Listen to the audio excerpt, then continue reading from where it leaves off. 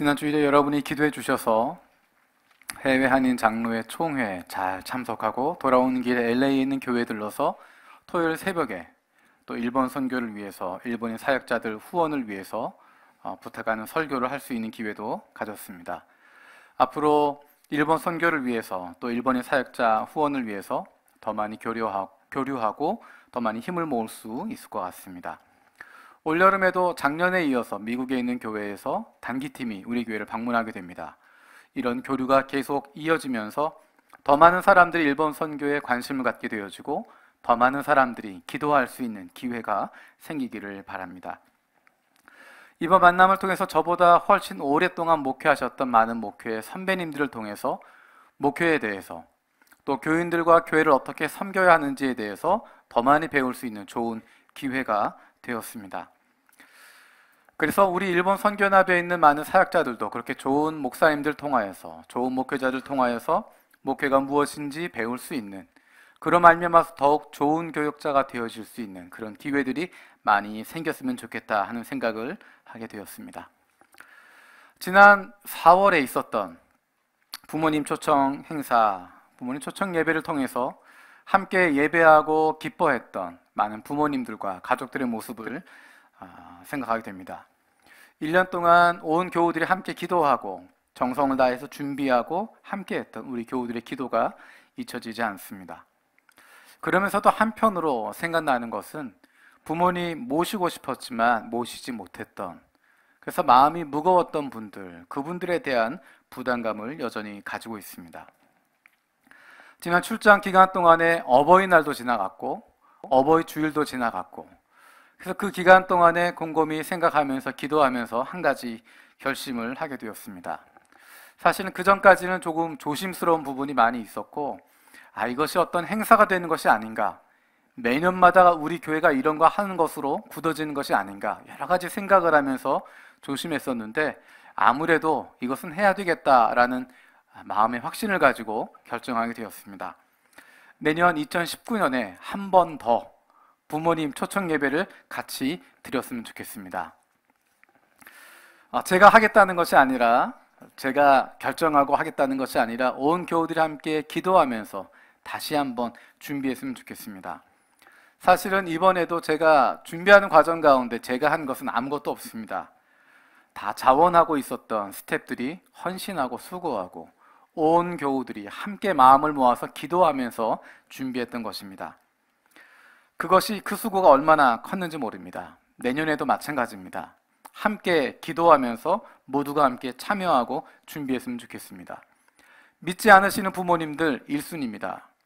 믿으시지만 영 시원치 않아 보인다 라고 생각되는 부모님들 마찬가지로 1순위입니다.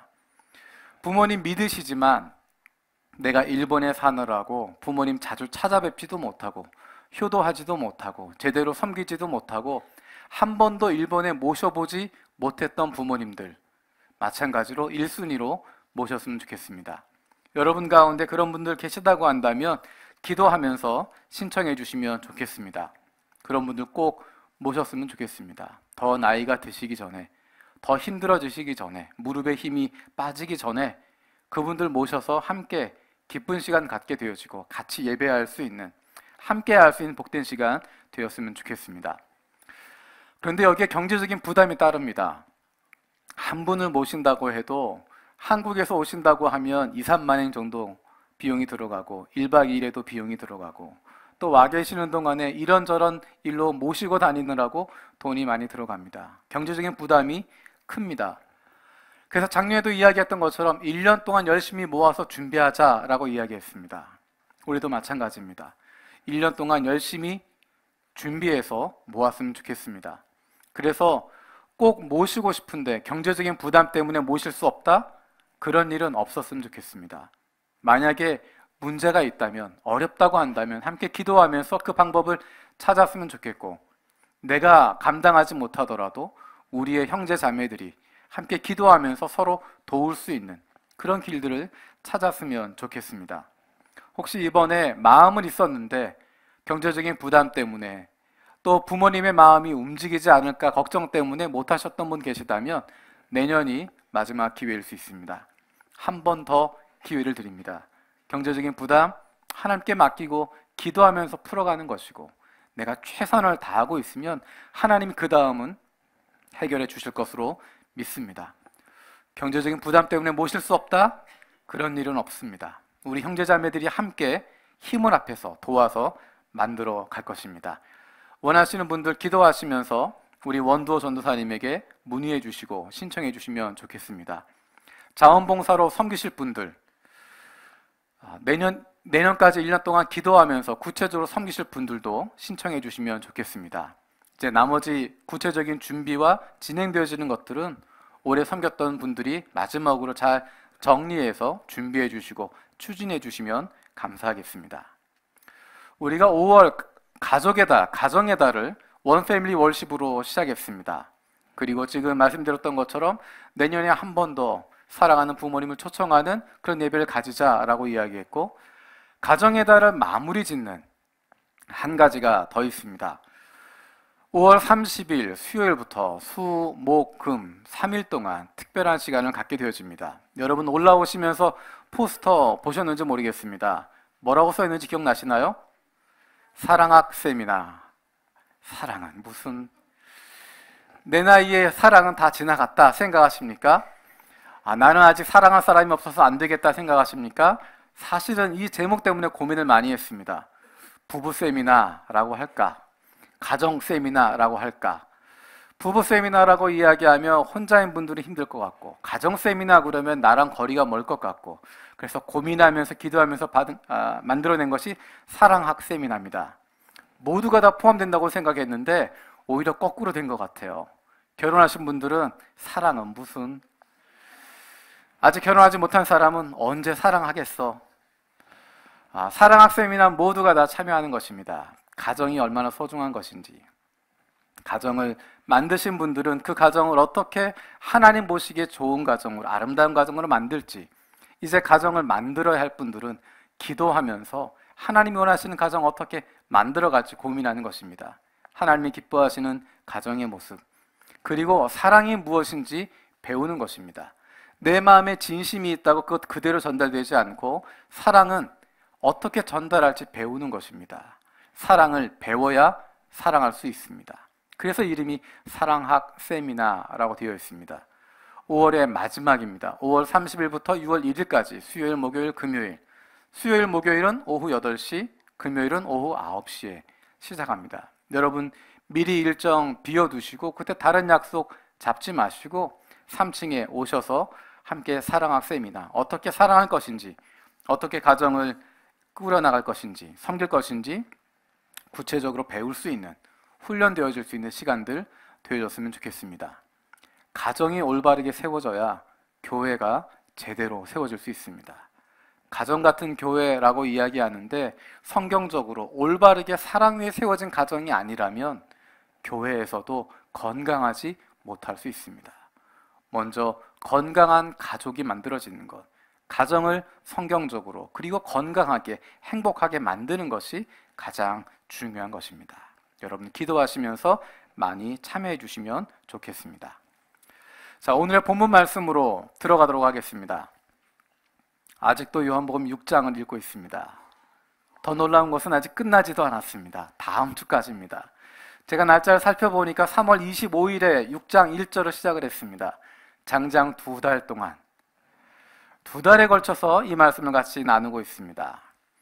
여러분 기억하는 것처럼 예수님께서 보리떡 5개와 물고기 2마리로 남자만 5,000명, 남자만 카운트했으니까 5,000명이고 실제로 모인 사람은 10,000명, 20,000명쯤 되는 사람들을 배불리 먹이셨던 사건, 그 사건에 대한 이야기입니다.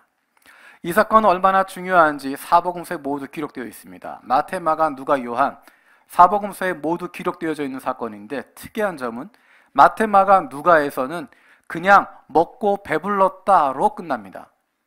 요한복음은 조금 다릅니다. 요한복음은 이것을 단순히 초자연적인 기적으로 이야기하지 않습니다.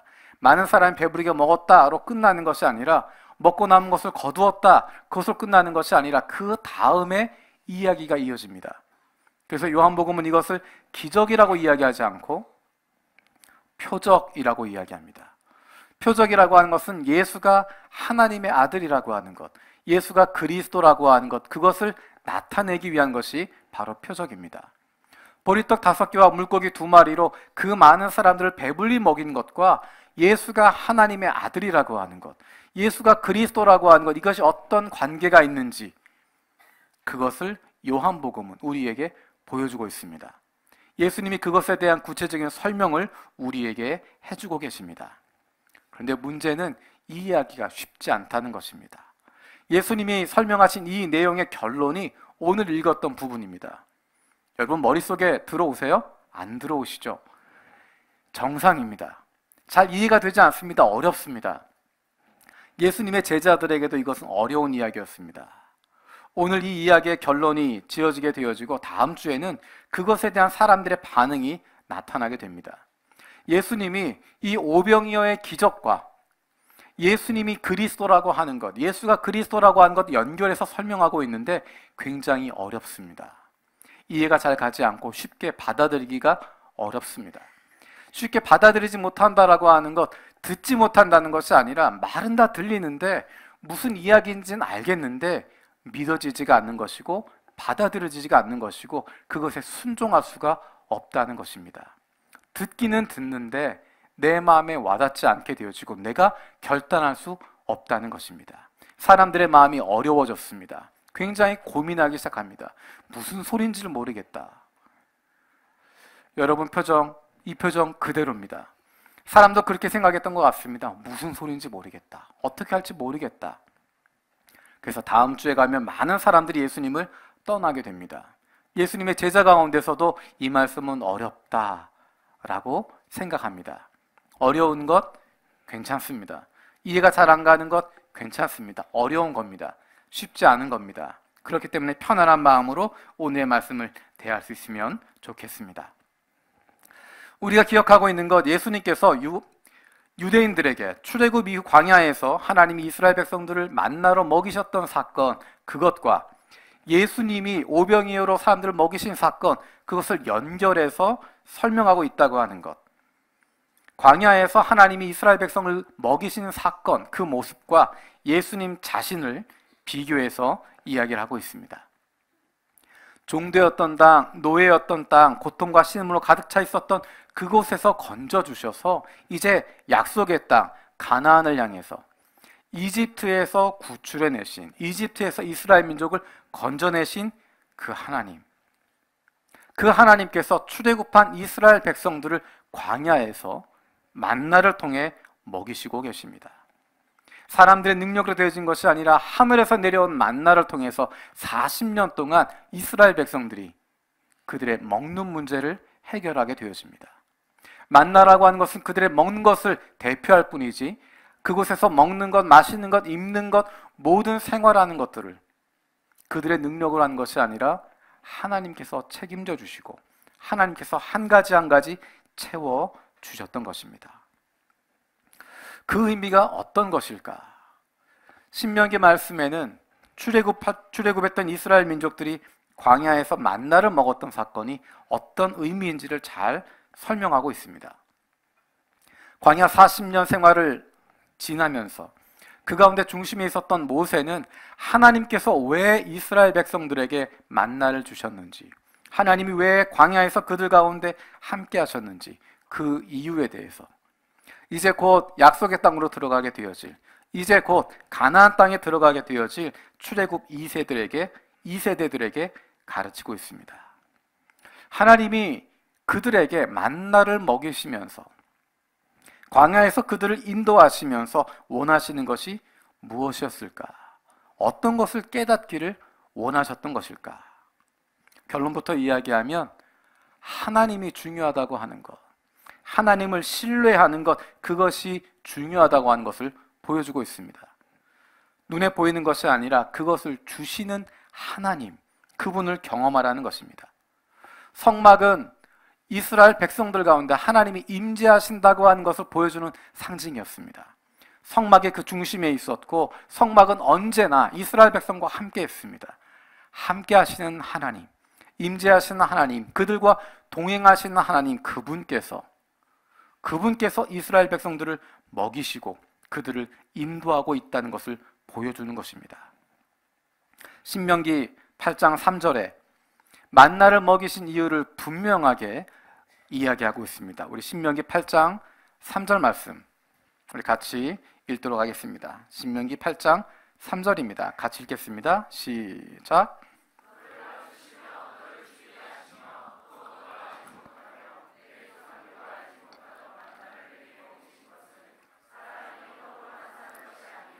여호와의 입으로 나오는 모든 말씀으로 사는 줄을 내가 알게 하려 함이니라. 아멘.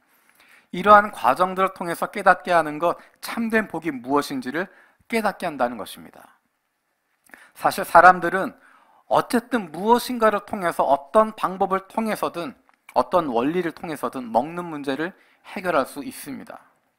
때로는 그것이 약육 강식이 될 수도 있습니다. 약한 자를 억압하면서 강한 자만 살아남게 되어지는, 힘없는 자를 죽여가면서 강한 자가 먹는 것 챙기게 되어지는 그러한 시스템이 되어질 수도 있고, 누군가가 공급하는 것, 그것에 의해서 그 사람에게 굴종하면서 그 사람에게 노예가 되어지면서 먹고 사는 문제를 해결받을 수 있고, 사실 내가 노력해서 내 스스로 무엇인가 홀로 만들어낸다고 하는 것은 불가능하지만 어떤 시스템 아래서, 어떤 제도 아래서 다른 누군가가 우리에게 그것들을 주는 환경 가운데서 우리는 먹고 살게 되어집니다.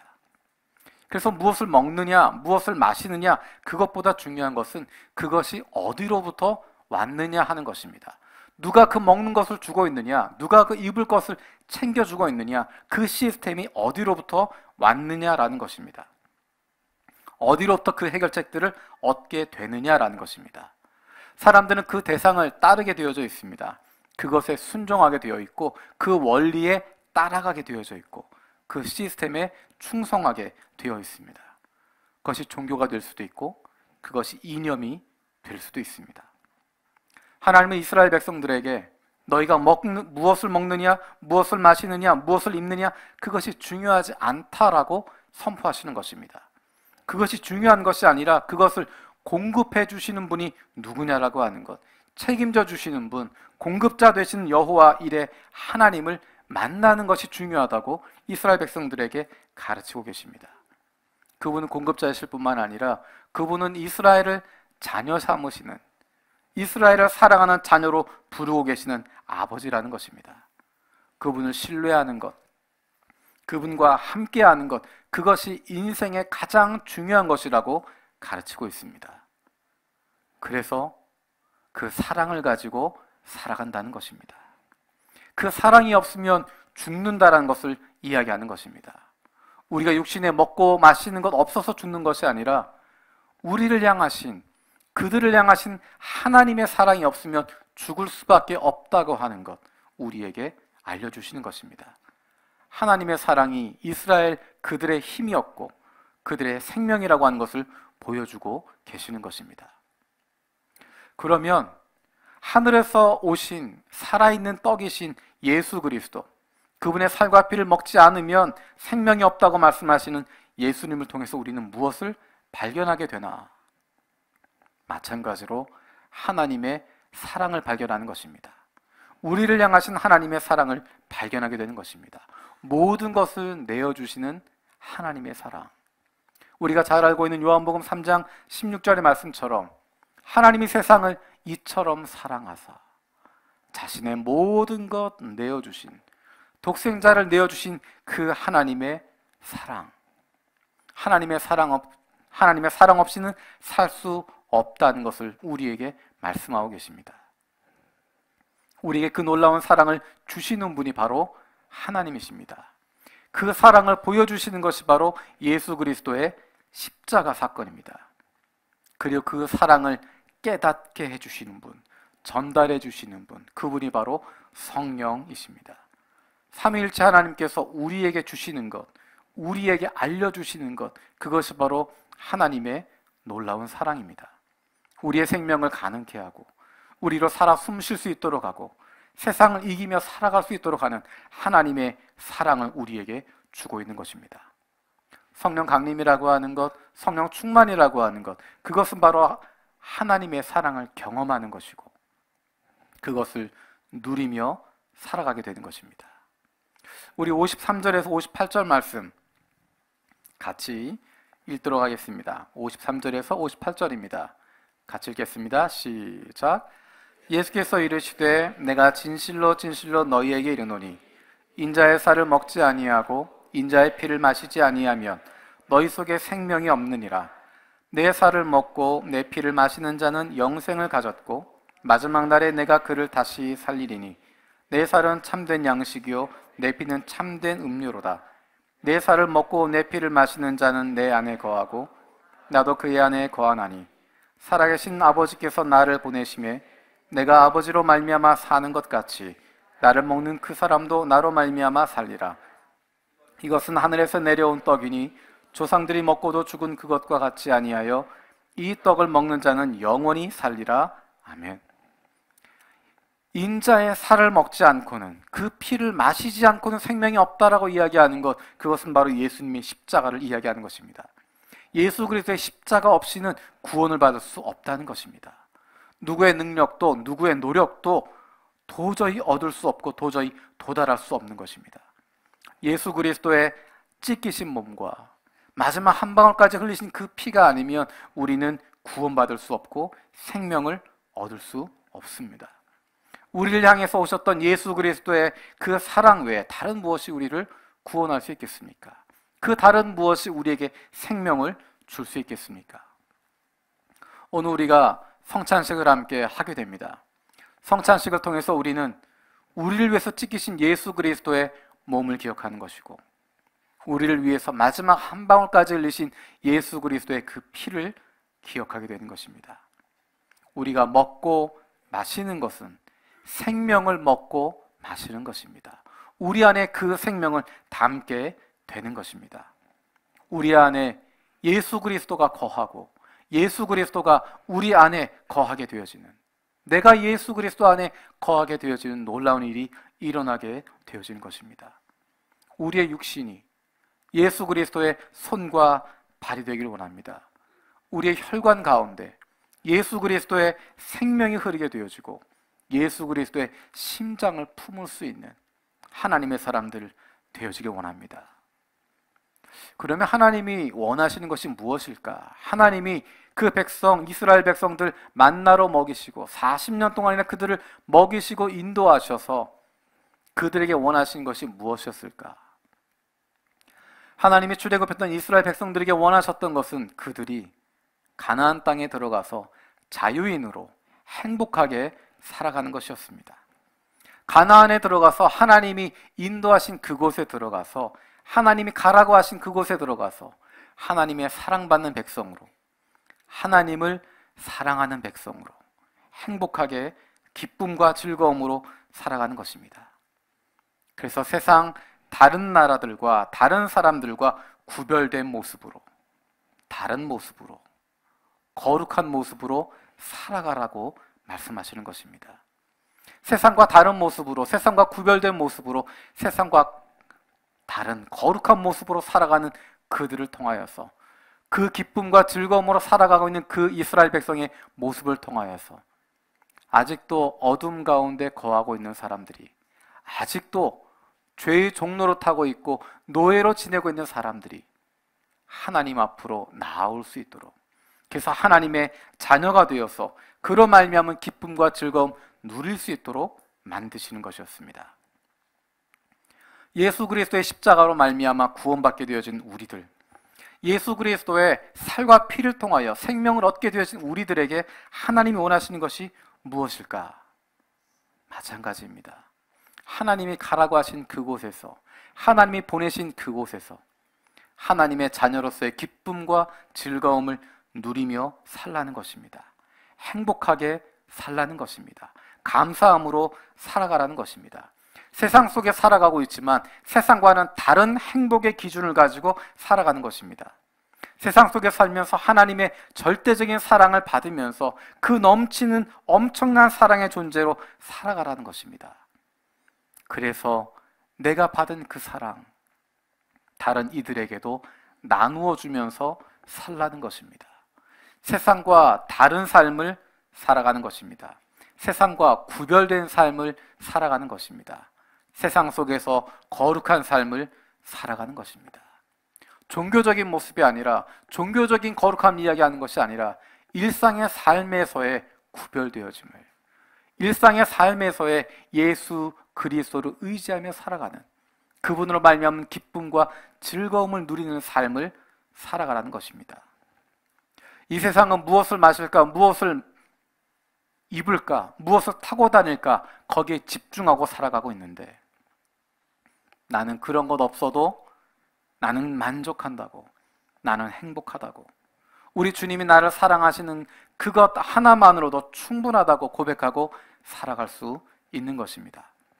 우리가 일상 속에서 예수 그리스도로 말미암은 구원의 기쁨, 사랑받는 즐거움으로 살아가는 것입니다.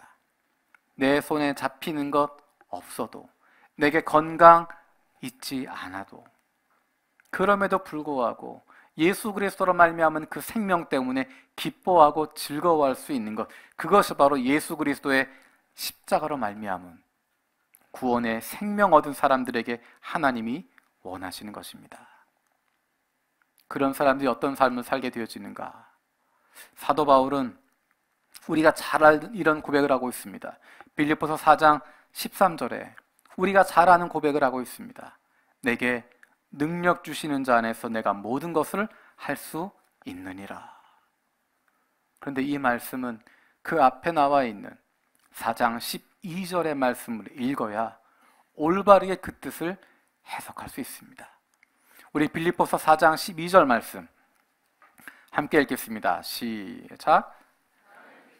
처할 줄도 알고 풍부에 처할 줄도 알고 모든 일 곧 배부름과 배고픔과 풍부와 궁핍에도 처할 줄 아는 일체의 비결을 배웠노라.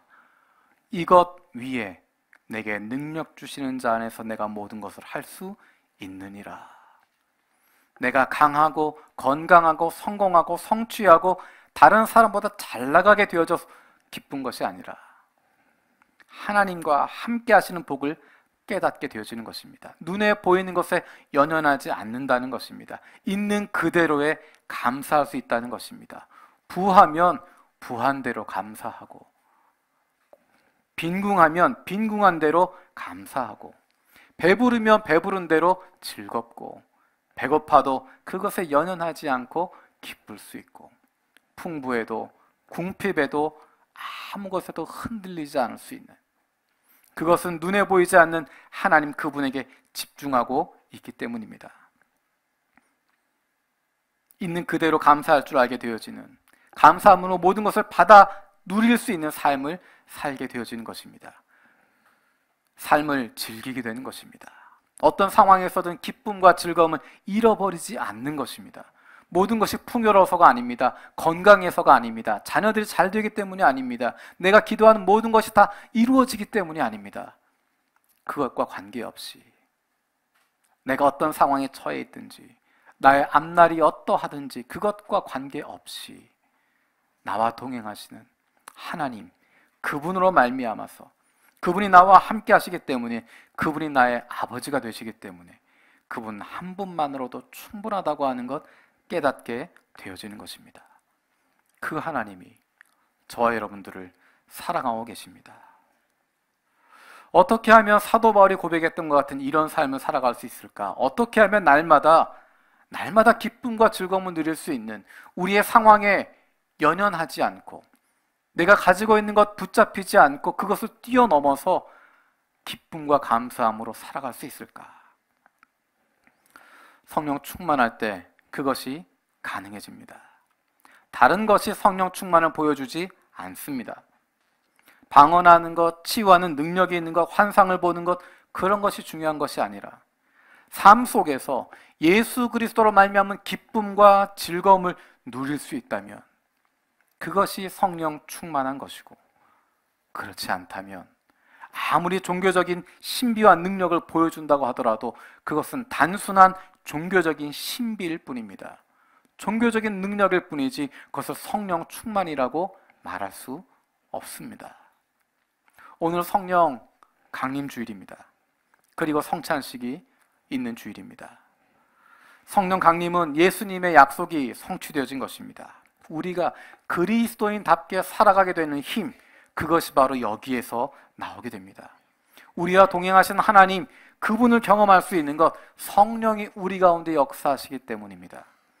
그 성령의 능력으로 만들어지게 되어지는 것, 성령 강림 사건을 통하여서 세워지게 되어진 것, 그것이 바로 교회입니다. 교회를 통해서 하나님이 일하십니다. 우리 한 사람 한 사람들이 하나님이 세우신 교회입니다. 그것을 흩어지는 교회라고 이야기합니다. 모이는 교회는 공동체로서의 교회를 이야기하는 것입니다. 세상 속에서, 일상의 삶 속에서, 우리를 보내신 가정에서, 직장에서, 학교에서, 우리가 있는 그 지역에서 흩어진 교회로서 세상 속의 그리스도인으로 살아가다가 그 기쁨과 즐거움을 누리며 살아가다가 정해진 때 함께 모여서 공동체 안에서 생명을 나누고 기쁨을 나누게 되어지는 것, 축제의 장을 갖게 되어지는 것, 그것이 바로 모이는 교회가 되어지는 것입니다. 그 공동체를 통하여서, 그 모임을 통해서 생명이 살아나게 되어질 때, 생명을 나누게 되어질 때, 그것을 진정한 생명의 공동체라고, 살아있는 공동체라고, 생명을 살리는 공동체라고, 복음의 공동체라고 말할 수 있게 되어지는 것입니다.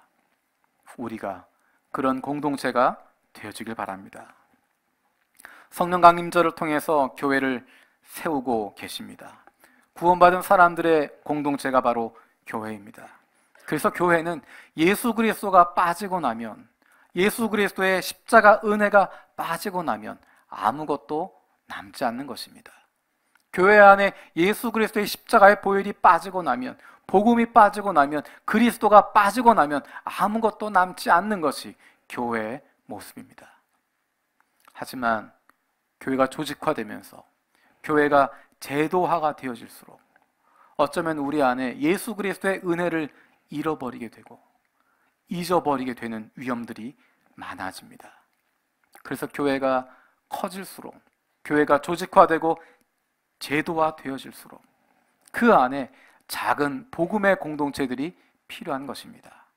성령의 능력이 나타나게 되어지는, 복음의 능력을 경험하게 되어지는 은혜의 공동체가 필요합니다. 성령 충만한 작은 공동체들이 있어질 때, 그런 작은 공동체들이 모여지게 되어질 때 하나님의 교회가 건강하게 세워질 수 있고, 그 교회를 통해서 하나님이 마음껏 역사하게 되시는 것입니다. 오늘 우리가 성찬식을 할 때 우리의 마음속에 한 가지 기도하는 마음을 가졌으면 좋겠습니다. 오늘 성찬식을 하면서 내가 구원받은 것 기억할 뿐만 아니라 예수 그리스도가 중심되어진 우리 교회 공동체를 함께 기억했으면 좋겠습니다.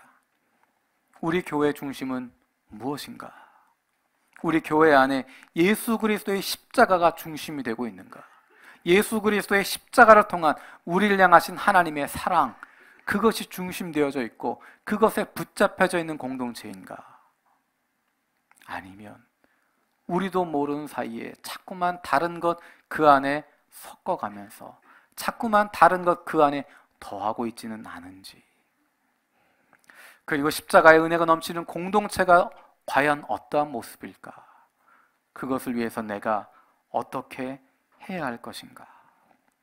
오늘 성찬식을 하는 동안에 그것에 대해서 깊이 고민하고 기도할 수 있는 시간들 되어줬으면 좋겠습니다. 이 시간에 함께 찬양 드리겠습니다. 주님의 성령 지금 이곳에 임하소서. 주님의 성령 지금 이곳에 임하소서. 주님의 성령이 임한다고 하는 것, 그것에 대한 간절함이 우리 가운데 있는 것입니다. 주님의 성령이 임하게 되어지면 신비한 능력이 나타나는 것이 아니라, 종교적인 현상이 나타나는 것이 아니라, 우리 안에 예수 그리스도로 말미암은 생명의 기쁨과 즐거움이 넘치게 되어지는 것입니다. 그 기쁨과 즐거움 다른 무엇으로도 빼앗을 수 없습니다. 우리의 삶의 문제들, 우리의 건강의 문제, 우리의 가정의 문제, 우리의 진로의 문제, 그 어떤 것도 우리에게 주신 예수 그리스도의 생명으로 말미암은 기쁨과 즐거움 빼앗을 수 없습니다. 성령이 충만할 때, 성령이 우리 가운데 역사하실 때 우리는 그 기쁨과 즐거움 누릴 수 있습니다. 이 시간 함께 찬양할 때 하나님, 내 삶 속에 잃어버렸던, 잊어버리고 있었던 예수 그리스도로 말미암은 기쁨과 즐거움이 넘치게 하여 주시옵소서. 우리의 가정 가운데 예수 그리스도로 말미암은 기쁨과 즐거움이 넘치는 가정이 되게 하여 주시고, 더 이상 다른 것에 사로잡히지 않게 하시고, 다른 것에 연연하지 않게 하시고, 다른 것 때문에 힘들어하지 않게 하여 주시옵소서. 우리 교회가 성령 충만한 교회가 되게 하여 주시고, 그로 말미암아 우리 교회 안에 십자가의 은혜가 넘치는 교회가 되게 하여 주시고, 그 사랑 흘러 넘치는 교회가 되게 하여 주시고, 그로 말미암아 서로 사랑할 수 있는, 예수 그리스도의 사랑으로 서로 사랑할 수 있는 교회 되게 하여 주시옵소서. 우리 기도하는 마음으로 함께 찬양드리겠습니다.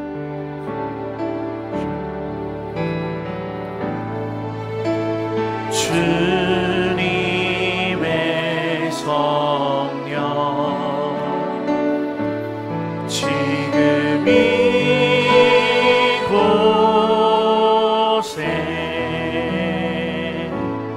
임하소서.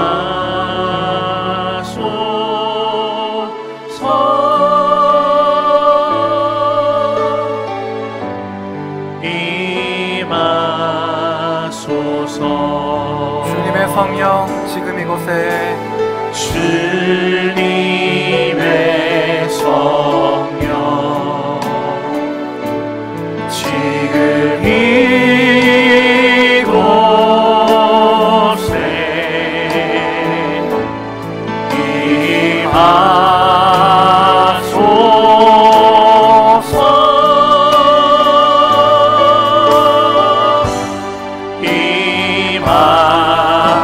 임하소서. 할렐루야, 할렐루야, 할렐루야,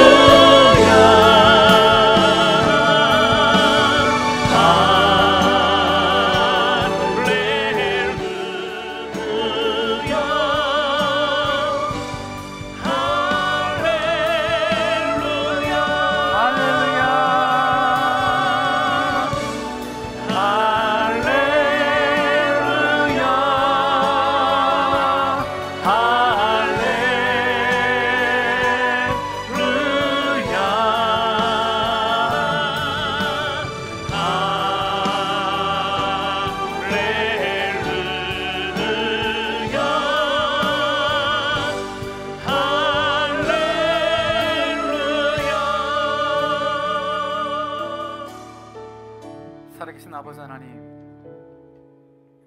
우리에게 예수 그리스도를 보내주심을 감사드립니다. 그 무엇으로도 생명 얻을 수 없고 그 무엇으로도 구원받을 수 없었는데 우리를 위해 찢기신 예수 그리스도의 그 몸과 우리를 위해 마지막 한 방울까지 흘리셨던 그 예수 그리스도의 피로 말미암아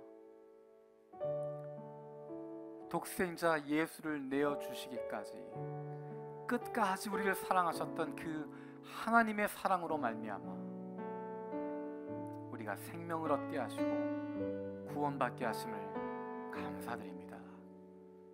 하나님, 우리가 날마다 성령 충만을 통하여서 하나님의 그 사랑 누리며 살아가게 해주시고 예수 그리스도로 말미암은 그 생명, 그로 말미암은 기쁨과 즐거움 날마다 누리며 살아가는 저희들 되게 하여 주시옵소서. 이 시간 성찬식을 통하여 나를 위해 찢기신 예수 그리스도의 그 살과 나를 위해 흘리신 예수 그리스도의 그 보혈에 동참합니다. 우리가 이것을 먹고 마실 때 우리 안에 하나님이 주시는 생명이 넘치게 하여 주시옵소서. 우리의 육신 가운데, 우리의 혈관 가운데, 우리의 삶 속에 살아계신 주님께서 역사하시는 복된 시간 되게 하여 주시옵소서. 감사드리고 예수님의 이름으로 기도드립니다. 아멘.